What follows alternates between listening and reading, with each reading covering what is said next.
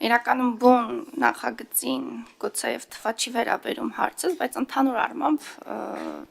մեծ հաշվով վերաբերելի է, քանի դեռ տիկին նախարար էստեղ է, գուցե նա պատասխանի իմ հարցին, բայց տիկին Ղազարյան, այնուամենայնիվ ամսի 6-ին, հունվարի 6-ին, եթե չեմ սխալվում, տեղի ունեցավ հոգևոր երաժշտության 3-րդ փառատոնը, որը ըստ էության նախարարության, բացառապես նախարարության ֆինանսավորմամբ տեղի ունեցող փառատոն է, բայց քանի որ այստեղ նաև խոսք գնաց փաստերի խեղաթյուրումից, տիկին Գալստյանը, եթե չեմ սխալվում, գուցե հարցազրույց եք տվել կամ գրառում եք կատարել, աչքովս ընկավ պարզապես իմեջում, տիկին Գալստյանը նշել էր, որ այնինչ տեղի ունեցել, ես մոտավոր, հա, մեջբերեմ գրառումը, որը ես ինքս կարդացել եմ, նշել էիք, որ տիկին Գալստյան տպավորություն էր այնուամենայնիվ, որ դա ձևական բնույթ է կրում, որ մինուս 10-14 աստիճան ցրտին այդ երեխաներին տանելով Արուջի Սուրբ Գրիգոր եկեղեցի եւ մասնակից դարձնել ոչ միայն նրանց նաեւ նվագախմբին, այդ թվում նաեւ երաժշտական գործիքներն են շարքից դուրս գալով, նախ մինչեւ բուն հարցադրման անդրադառնալը, ասեմ, որ ես լինելով մենակատար Հայաստանի Հանրապետության թե պետական, թե մասնավոր տարբեր երգչախմբերում ժամանակին, պիտի ասեմ, որ դա փոքրիկ հատկապես կատարողների համար լավագույն փորձառություն է եւ մինուս 10-14-ը հազիվ թե իրենց խոչընդոտ ստեղծի իրենց համար, որպեսզի հրաժարվեն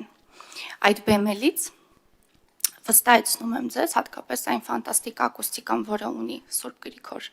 եկեղեցին, բայց ինձ հետաքրքիր է տիկին նախարար, եթե դուք կպատասխանեք իմ հարցին, ինչու հենց Սուրբ Գրիգոր եկեղեցին Արուջի, որովհետև իմ ունեցած տեղեկատվության համաձայն մայրաթոռը, իհարկե գուցե կզարմանան ներկաները եւ ովքեր մեզ հիմա դիտում են, երկար ժամանակ հրաժարվել է տրամադրել տարածք, որտեղ պիտի հնչեն հոգևոր երաժշտություն, պիտի հնչի շարականներ եւ եթե ես ճիշտ եմ, խնդրում եմ այս մասով տալ մեկնաբանություն, իհարկե շատ պարադոքսալ է թվում առաջին տպավորությունից, ինչու պիտի հրաժարվի մայրաթոռը եւ տևական ժամանակ չտրամադրի գետ մեկ տարածք, որտեղ պիտի տեղի ունենա հոգևոր երաժշտության, այսպես ասած, սնուցում։ Խնդրում եմ այս հարցին պատասխանել։ Ինչ վերաբերում է Արուջին եւ մրսելուն, ես կարծում եմ, որ մենք պետք է նախ եւ առաջ սովորենք վայելել տարվա բոլոր եղանակները եւ բոլոր կլիմայական գոտիներում չի, որ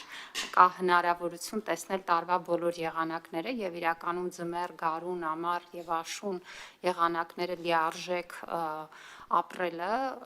մի հնարավորություն է, որը մեր երկիրն էլ դարձում է հետաքրքիր, այդ թվում զբոսաշրջության տեսանկյունից։ Ես կարծում եմ, որ առաջնային խնդիր ունենք նաև ձմեռային շրջանում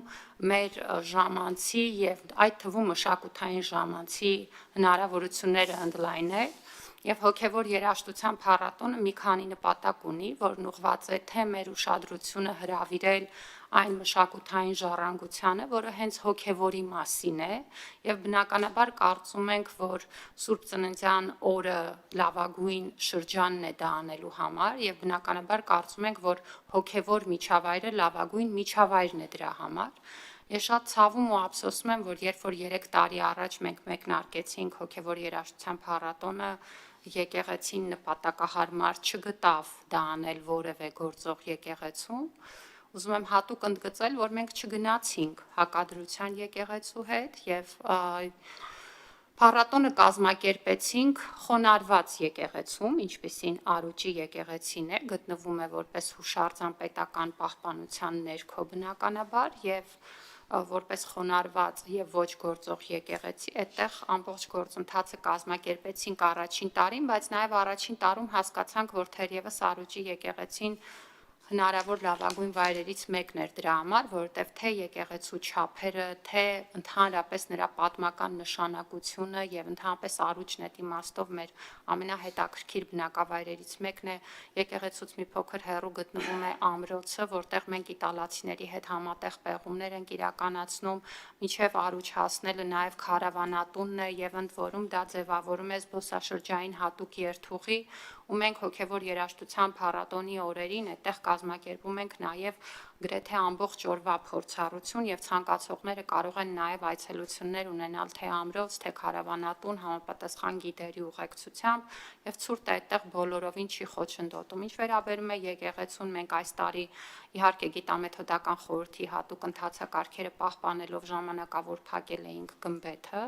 Առաջիկայում մենք ունենք եկեղեցու վերականգնման լուրջ նախագիծ, որը հնարավորություն է տալու այդտեղ նաև ստանալ ավելի հարմարավետ պայմաններ փառատոնի անցկացման համար եւ ինչու ոչ այդ ուրեմն միջավայրում մշակութային համապատասխան իհարկե բովանդակություն ներկայացնել ոչ միայն Սուրբ Ծննդյան օրը, այլ նաև տարվա մյուս օրերին եւ ես կարծում եմ, որ դրա պոտենցիալը